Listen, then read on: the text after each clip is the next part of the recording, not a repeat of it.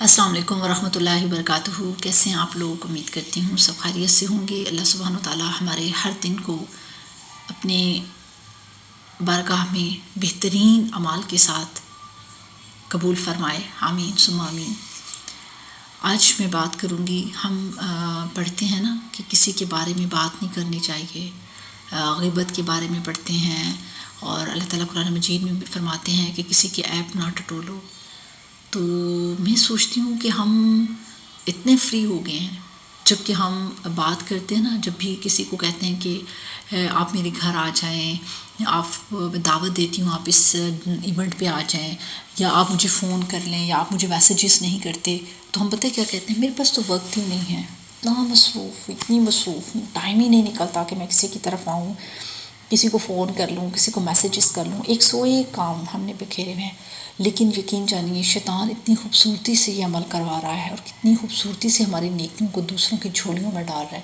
کیونکہ آپ جانتے ہیں نا، جب وہ غیبت کرتا ہے، جو کسی کی عیب جوئی کرتا ہے، جو کسی کے بارے میں کوئی بات کو ٹٹولتا ہے، جو کسی کے پیچھے پڑ جاتا ہے، تو اس کے کیا ہوتا ہے؟ اس کی نیکیاں اس کے کھاتے میں چلی جاتی ہیں۔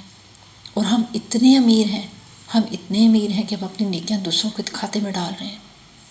ہم کیسے ایسے دوسروں کے کھاتے میں ڈالتے ہیں؟ اور ہم کرتے کہ ہیں صبح سے شام تک ہمارا یہی ہوتا ہے، فلاں کے گھر دیکھا کیا ہوا، ہاں اس نے جو پردے لگائے تھے نا، وہاں مجھے ٹھیک نہیں لگ رہے تھے، بھئی اس نے لگائے تھے، آپ کو کیا مطلب؟ اس نے کپڑے پہنے تھے، وہ سٹیچنگ نہیں اچھی تھی، اس کے بچے ہاں ویسے تو بڑے ہی پیارے لگ رہے تھے، لیکن موٹے زیادہ ہو گئے ہیں۔ پھر ہم کیا کہتے ہیں؟ تو بچہ دیکھ لے، ہاں ماشاءاللہ بہت ہی پیارا ہے، لیکن ناک بہت موٹی ہے۔ بھی کیا کرتے ہیں آپ؟ کیا ہم اتنے غیر اہم کاموں کے لیے پیدا کیے گئے تھے کہ ہر وقت دوسروں کے عیب جوئی کرے، ہر وقت دوسروں کے بارے میں بات کرے؟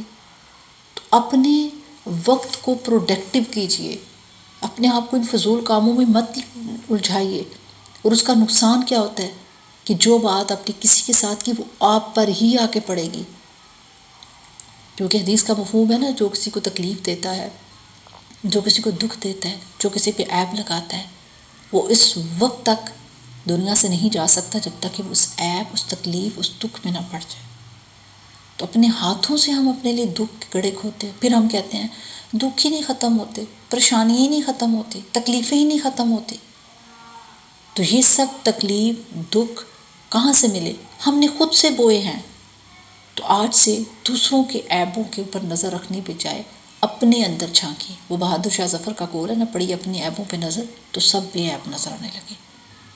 اپنے آپ کو دیکھا کرے، کہاں غلطی ہو رہی ہے، کیا چیز ٹھیک نہیں ہے، نماز ٹھیک نہیں ہے، قرآن ٹھیک نہیں ہے، میری فلاں چیز ٹھیک نہیں، فلاں چیز ٹھیک نہیں۔